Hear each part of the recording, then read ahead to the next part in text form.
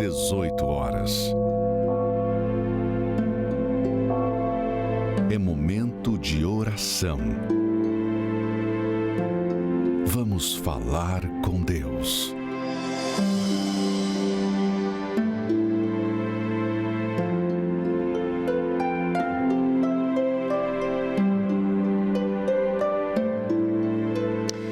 Meu Pai, essa pessoa que ora comigo ensinou aos seus filhos, amigos, a não brincar com coisa séria. E acabou que esta pessoa brincou com a sua própria vida. Não deu atenção às oportunidades que o Senhor lhe deu de te buscar, de te conhecer. Não aproveitou as oportunidades de aprimorar os seus conhecimentos, de completar a sua formação, de ser um melhor esposo, um melhor filho. Deus, todos nós podemos e devemos aproveitar as oportunidades, mas principalmente as mais importantes, relacionadas à fé, ao casamento, à família, à saúde, à vida profissional. Mas esta pessoa desprezou e agora está sofrendo as consequências. Perdeu oportunidades maravilhosas. Mas agora, aonde quer que ele esteja, orando comigo, em casa, no presídio, no hospital, no carro, no trabalho, não importa o lugar, seja ele famoso ou anônimo, rico ou pobre, tenha sido ele bom ou mau, agora, aí, ele fala contigo, ele desabafa. Fale, meu amigo. Eu vou parar de orar para você falar e dizer: meu Deus, eu não quero perder a oportunidade de te buscar, de te conhecer neste jejum de Daniel. Eu quero ser possuído pelo teu Espírito. Fale com Deus.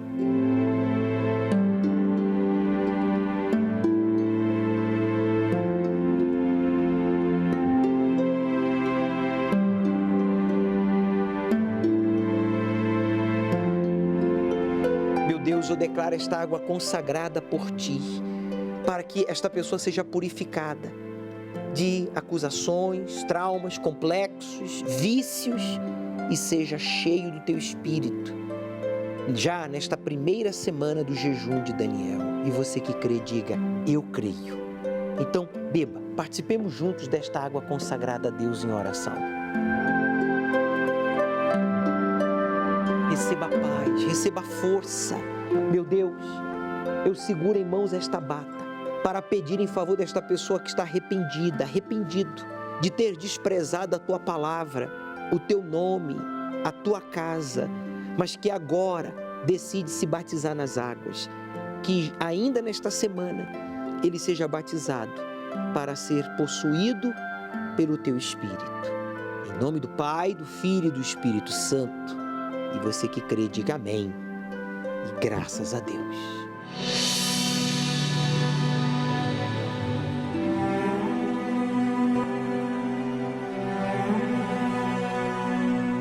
Meu nome é Stephanie Rodrigues, eu tenho 23 anos. Na minha infância, tudo era conturbado, né? Minha família não era estruturada, tínhamos problemas em casa, né? Meu pai alcoólatra, minha mãe sempre muito nervosa.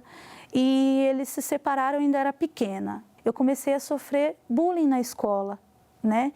E para me defender, eu comecei a me envolver com amizades, entre aspas, que era envolvida com as drogas e o tráfico de drogas. Comecei usando, né, cigarro, maconha, e eu virava noites. Comecei a me envolver a fundo no tráfico de drogas. Aquilo ali passou a ser minha vida. A convivência com a minha mãe. Eu dizia que odiava ela, tinha nojo dela, e ela me agredia muito. Ela falava que preferia que tivesse me abortado, que eu não fosse filha dela, porque era um desgosto tão grande que eu causava para minha mãe com aquele comportamento, né? As pessoas chegavam e falavam para minha mãe: sua filha é uma marginal, sua filha é um lixo. Comecei a me envolver mais a fundo naquele meio, começou aquele emaranhado me abraçar de uma forma que aí quando a gente ia para uma festa num parque da cidade, um aniversário da cidade, enfim, como era no litoral, na própria praia, a gente começou a fazer os arrastões. Passou um tempo, eu comecei a ver uma mudança. Minha mãe não estava indo mais atrás de mim, lá no lugar que eu estava morando, que era próximo a uma biqueira, um ponto de droga. Eu via ela passando, eu via que ela estava com um semblante diferente, eu via que ela não estava mais fazendo escândalo, enfim. E aí, uma obreira da Igreja Universal, a pedido dela, ela fazendo uma corrente por mim, e aí ela falou que a minha mãe tinha pedido para ela me convidar. A primeira reunião que eu fui, eu lembro que eu cheguei, seria cômico se não fosse trágico, eu lembro das minhas vestes nesse dia, eu lembro de tudo, uma pessoa totalmente destruída ali, né? Era uma pessoa, uma mulher que não me valorizava. O pastor chamou, era um domingo de manhã, e ele chamou à frente e para subir no altar quem estava cansado daquela vida. E ali, quando ele chamou, e a forma que ele falava, que aquele pastor falava, era tão direto, tão puro. E eu lembro que ele falou, você que quer conhecer esse Deus, você quer conhecer, você quer ter uma experiência real com Ele, vem aqui, sobe no altar. E para mim aquilo, por mais que eu estava chegando na igreja, eu já via a honra que era subir no altar, porque desde o primeiro momento que eu pisei os pés na igreja, eu entendi que o altar era santo. Ali, Deus, Ele falou no meu intelecto, falou no meu íntimo, que Ele estava me separando. Deus mostrou para mim que as drogas não eram algo dele, para mim. Não era algo certo a se fazer, só me causava destruição. Então, as drogas eu deixei. Deus ia mostrando para mim, poxa vida, isso não condiz comigo. Eu lembro que tem um versículo que fala, né, para a gente ser a imagem e semelhança do Senhor Jesus. E aí eu comecei a me olhar no espelho. E aí eu comecei a ver aqueles piercings, aquela minha vestimenta mostrando o meu corpo mais do que deveria. E aí aquilo começou a me incomodar. E é muito forte o sentido de que não foi nenhum ser humano, nenhum homem, nenhum pastor, obreiro, que seja da igreja, que me falou. Foi o próprio Deus falando no meu intelecto, é algo muito racional. Então, eu lembro que eu falei, eu nem vou nem vender, eu não vou nem, não vou nem dar essas roupas. Eu joguei fora. Joguei fora, assim como eu joguei fora a vida velha. Foi uma iniciativa que eu tomei e é imediato o retorno. Você começa a se sentir aliviado. E eu via que tinha coisas mais profundas, como mágoa, sentimentos assim, que ainda impedia de Deus estar dentro. Eu falei, mãe, me perdoa. Eu retiro tudo que eu falei para a senhora. Tudo aquilo. A senhora não teve culpa de nada. Nada. Foram as minhas escolhas. Então, ali foi libertador. Eu já estava ali buscando o Espírito Santo, era jejum de Daniel, eu fazendo. Aí eu lembro que eu cheguei no pastor na época e falei assim, poxa vida, pastor, eu não estou mais em pecado, eu estou fazendo tudo certinho, eu quero tanto receber o Espírito Santo, eu venho toda reunião querendo receber e não recebo. O que eu tenho que fazer? Aí eu lembro que o pastor falou assim, olha, você está ansiosa.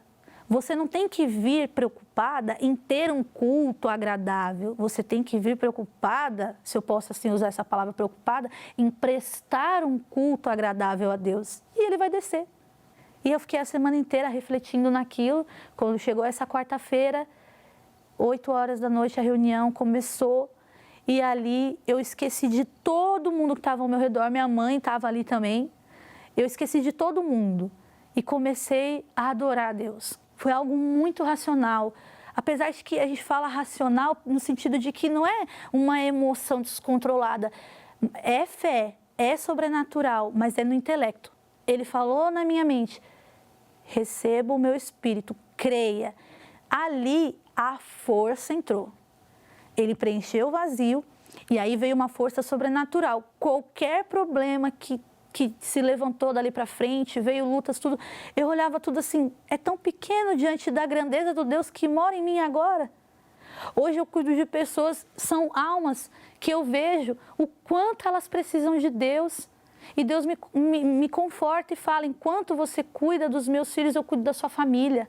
Deus, Ele dá essa certeza para mim. Hoje o relacionamento com a minha mãe é totalmente diferente. Ela reconhece a grandeza de Deus através da obra que Ele fez na minha vida. O Espírito Santo é o ar que eu respiro. O Espírito Santo é o ar que eu respiro, porque eu não me vejo sem Ele. Pode me oferecer o mundo inteiro, a conquista que for, em troca de eu abrir mão e não ter mais o Espírito Santo, de maneira alguma. Não existe essa possibilidade. Se o ser humano concentrar sua busca no âmbito material e desprezar o espiritual, estará fadado à ruína. O material não produz vida, realização. Já o espiritual, sim. Daí a importância do batismo com o Espírito Santo. Você tem sido espiritual ou carnal? Seja sincero na sua resposta. Você dá mais valor às coisas materiais ou às coisas espirituais? Prepare-se, meu amigo, para receber das mãos do Senhor Jesus, representadas pelo altar, o pão e o suco de uva, no domingo da Santa Ceia da entrega total, dia 4 de abril. Vai ser domingo de Páscoa. Faça parte do jejum de Daniel. Comece a fazer abstinência de informações seculares desnecessárias hoje, até o dia 11. Siga o programa Encontro com o Espírito Santo no Instagram e saiba mais ao respeito do jejum de Daniel. A Stephanie, ela valorizou as coisas materiais e foi frustrada e decepcionada, até que ela tomou a decisão de investir na sua vida espiritual e buscar o Espírito Santo. Ele foi o único capaz de transformá-la. É Ele que chamou e que encontrou a você. O jejum de Daniel é um jejum de informações e entretenimentos, para dedicarmos mais tempo aos pensamentos de Deus e assim alcançar a bênção das bênçãos, o Espírito Santo. Nesses 21 dias, você desfrutará de uma comunhão mais íntima com Deus, pois tudo o que é desnecessário e inútil, meras distrações que não acrescentam em nada à sua vida, serão excluídas. Com isso, haverá mais tempo para investir no seu interior, na meditação da Palavra de Deus e em conteúdos que acrescentarão na sua fé. Participe do jejum de Daniel e você perceberá mudanças em suas ações e reações. De 21 de março a 11 de abril. Que tanto o dinheiro dela como o meu evaporava. A gente não tinha conforto dentro de casa, a gente tinha o básico, comia o básico e trabalhava sem parar. Meu nome é Gerson, eu sou autônomo vendedor. E desde pequeno eu sempre gostei de jogar bola, né? Então meu sonho era ser jogador de futebol. Aí eu fui para o Paraná, né? Joguei uns 2 anos lá sem ser profissional, depois eu profissionalizei, até cheguei a realizar o meu sonho. Porém, foi vindo as frustrações. Eu jogava, só que aí não tinha perspectiva. Aí eu voltava para cá, né? Que a gente jogava uma temporada, depois eu voltava para cá. E só que foi assim, era sonho e frustração, porque não progredia. O que eu ganhava era muito pouco. Na maioria das vezes a gente lá acabava jogando por moradia e comida. Aí quando a gente ganhava alguma coisa, era assim, ganhava num dia, 2 dias já evaporava. Apesar do apoio da minha mãe, apoio do meu pai, eu acabei desistindo e fui tomar outro rumo na vida. Aí eu fui procurar um emprego. Trabalhava, quando chegava no dia de receber, eu recebia, passava 2 dias, o dinheiro sumia, não via nada. Eu e minha esposa, a gente casamos, compramos uns móveis bem simplesinho, tanto o dinheiro dela como o meu evaporava. A gente não tinha conforto dentro de casa, a gente tinha o básico, comia o básico e trabalhava sem parar. Com o tempo, isso aí foi acabando desgastando um pouquinho também dentro de casa, né? A gente acabava brigando, discussão, passava necessidade e eu vi que tava bem crítico mesmo. E eu lembrei, eu falei, poxa, minha mãe vai na igreja, né? Eu falei para minha esposa, eu falei, vamos na igreja com a minha mãe? E aí ela pegou e falou, tá bom. Mas assim, a gente vinha só para falar que estava vindo. Era ensinado, só que a gente não praticava. Cheguei num ponto assim, bem crítico. Cheguei com o carro com busca e apreensão. E eu pedi para Deus me falar o que eu estava fazendo de errado. A minha mente estava fechada, eu não conseguia enxergar. E aí Deus começou a me mostrar através dos testemunhos. Falou para mim, presta atenção nos testemunhos, o que eles faziam. E aí eles falavam, tem que obedecer, tem que fazer o que o homem de Deus está falando. Aí nesse dia eu peguei e estava sozinho. Falei, meu Deus, se o Senhor me abençoar, e semana que vem eu tiver alguma coisa para me dar de oferta, eu vou ofertar. Eu lembro que na época eu fiz ainda um voto de R$100. Eu comecei a trabalhar com o que eu trabalho hoje, né, com vendas pela internet, né, com roupa, com relógio, essas coisas. Só que assim, eu comecei a trabalhar, mas eu não tinha um cliente. Era só a vontade de fazer aquilo mesmo. Aí quando foi na semana seguinte, apareceu um cliente, eu fiz uma venda. Nessa venda eu ganhei R$150. Aí eu tirei o dízimo, eu falei, já que tá para fazer do jeito que Deus tá falando, eu vou fazer. Eu não era dizimista. Aí eu tirei o dízimo e sobrou R$135. Aí na hora veio na minha cabeça, falei, poxa, eu fiz um voto com Deus de R$100. Se eu der os R$100, eu vou ficar com 35. Eu falei, mas amém, eu não tinha R$100 para dar e nem tinha 35 na semana passada. Aí eu fiz, aí Deus começou a abençoar. Na semana seguinte foi 200, aí Ele começou a abençoar. As coisas começaram a acontecer e ninguém botava uma fé em mim. Porque eu vim de um monte de frustração mesmo. A minha esposa trabalhava nessa época praticamente ela que bancava a casa. Eu vi que ali era o caminho. Eu comecei a fazer certinho. Comecei a obedecer, comecei a ter temor a Deus. Comecei todo dia a ter venda, todo dia eu tinha venda. Aí daqui a pouco eu peguei e troquei de carro. Eu morava no fundo da casa da minha mãe. Quando foi há um ano atrás, a gente compramos nossa casa. Trocamos de carro de novo, agora a gente comprou uma moto. Quando eu penso em fidelidade, eu penso em tudo. Não é só o dinheiro. É que nem eu falo para minha esposa, separar os primeiros 10% é o mais simples. Pra gente que tem temor a Deus, o dinheiro é o mais simples, é o mais fácil. O mais difícil é na vida mesmo. É você acordar de manhã, você já fazer uma oração, você já lembrar de Deus, você saber que Deus é tudo. Mas se a gente tem o temor e a fidelidade em Deus, a gente sabe que não vai faltar nada pra gente, em todos os sentidos, principalmente na paz. Eu trabalho com a minha esposa o dia inteiro, a gente não briga, chego em casa é uma paz. Eu chego, eu faço minha oração, antes de sair eu acordo cedo, eu leio a Bíblia. Eu reconheço que se não fosse Deus na minha vida, eu era um fracassado. Ele é tudo, em primeiro lugar, em tudo mesmo. Se você está cansado de fracassar com os seus objetivos, de prosperar, de ser uma pessoa bem-sucedida, você investe tempo, você investe dinheiro, você investe, as suas forças, envolve inclusive a sua família, todo mundo, e você continua sendo fracassado, frustrado, então é porque está faltando, meu amigo, você fazer uma prova com Deus. Provar não a palavra do homem, mas a palavra do Criador. Está escrito no Salmo 112, versículo 7. Veja, quem honra a Deus não tem medo de receber más notícias. A sua fé é forte, pois ele confia no Senhor. Quando você tem uma aliança com Deus, você honra Ele em primeiro lugar, então Ele lhe dá sabedoria, Ele lhe dá saúde, Ele lhe dá uma força fora do comum. Você não teme as más notícias. Não, você não se deixa abalar pelas circunstâncias, pelo contrário, quanto mais dificuldade, mais forte, mais definido, mais corajoso você se torna, porque Deus lhe dá essa força. Quem confia em Deus recebe do seu espírito a sabedoria para administrar, lidar com os clientes superiores, funcionários, recebe saúde para dar o melhor em tudo que faz, não fazer o corpo mole, não ser negligente, indolente, ser proativo e recebe força. Força para quê?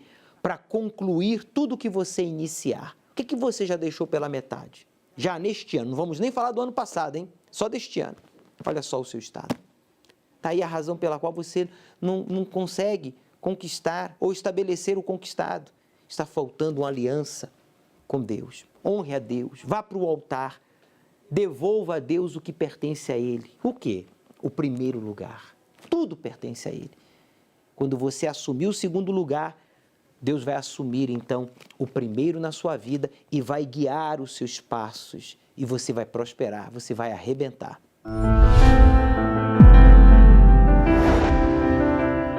Apocalipse, o livro da revelação. Além de conter as profecias do fim dos tempos, ele traz advertências às 7 igrejas, dirigindo-se a todos os cristãos de todas as denominações que professam a fé em Jesus, para que percebam suas falhas e se corrijam, a fim de que não enfrentem a grande tribulação. Domingo, às 18 horas, acompanhe a reunião do estudo do Apocalipse online, pelas mídias oficiais da Igreja Universal, ao pôr do sol, direto do Templo de Salomão.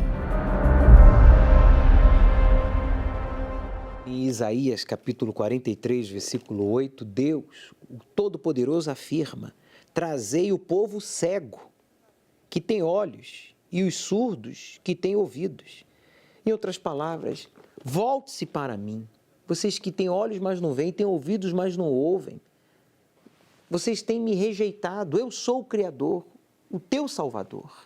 Estamos vivendo os últimos tempos, meu amigo. E cabe você tomar a decisão de investir na sua salvação, priorizando assim o batismo com o Espírito Santo. E quem já é batizado, a renovação, o avivamento, para que você possa ser usado por Deus para levar vida, esperança, verdade, luz aos que estão nas trevas. Aos domingos, às 18 horas, no Templo de Salomão e em todos os templos da Universal, temos estudado o livro do Apocalipse. E cabe você investir na sua vida espiritual, na sua salvação. Estamos no jejum de Daniel.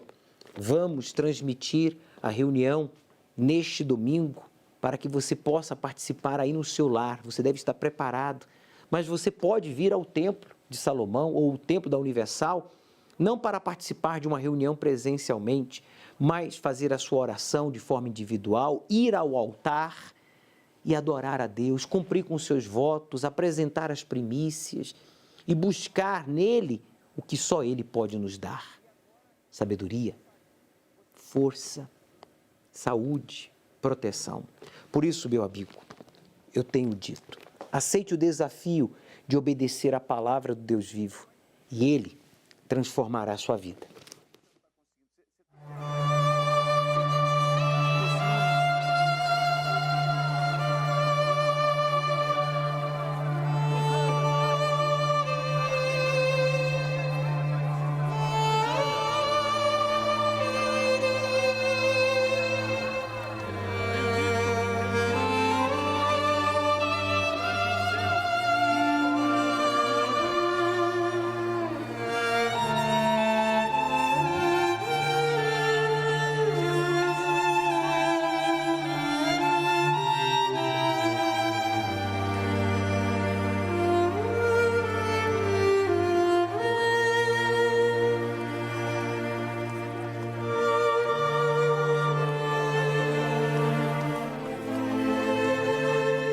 Zaqueu. Jesus. Desce depressa, porque hoje me convém ficar na sua casa.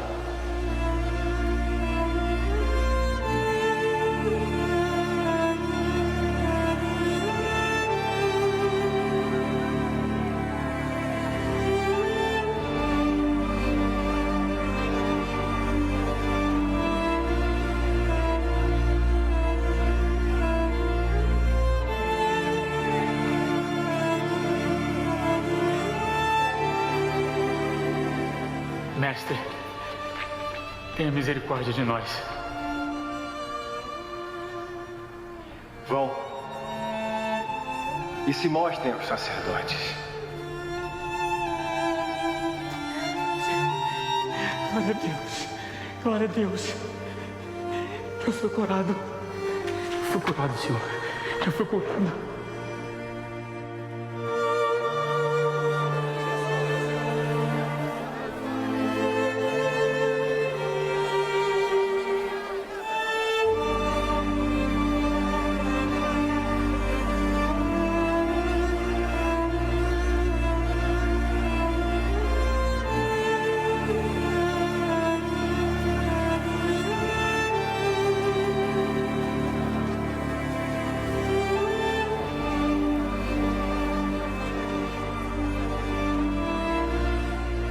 Senhor, vocês creem que eu posso fazer isso? Sim, Senhor. Cremos, Senhor, por favor.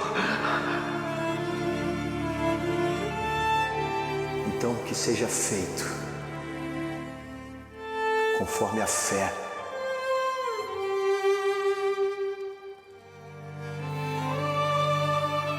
De cada um de vocês.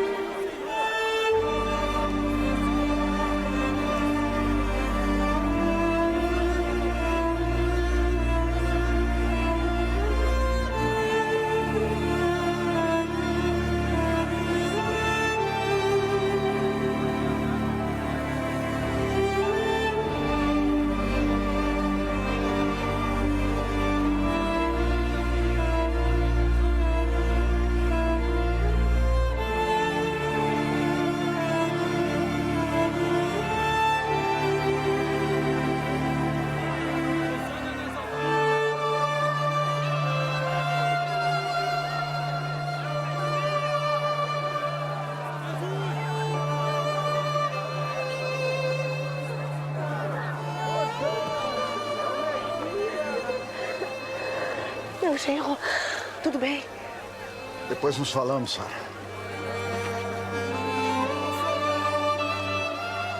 Esse é o Messias! Ele ressuscitou Lázaro! Eu vi! Ainda bem que Lázaro não veio.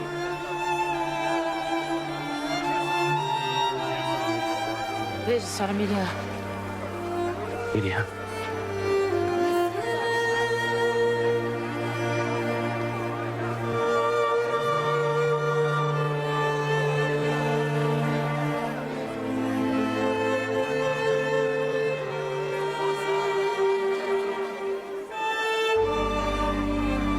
Suzana. Sim. Sabe onde poderíamos deixar o jumentinho quando o mestre subir ao templo? Nossa hospedaria tem um abrigo para animais, pode deixar conosco. Ótimo, obrigado. Por nada.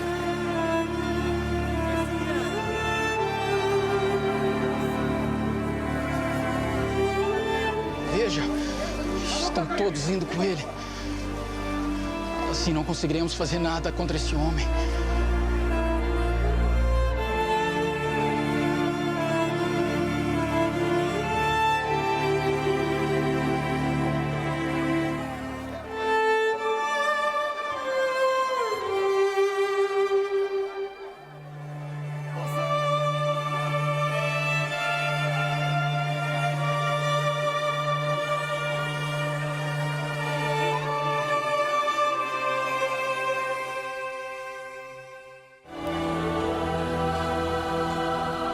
Um dia o sol não vai brilhar no céu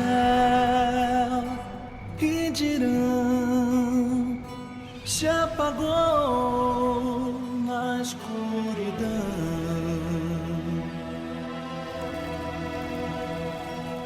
Um dia não haverá mais o amanhã, não.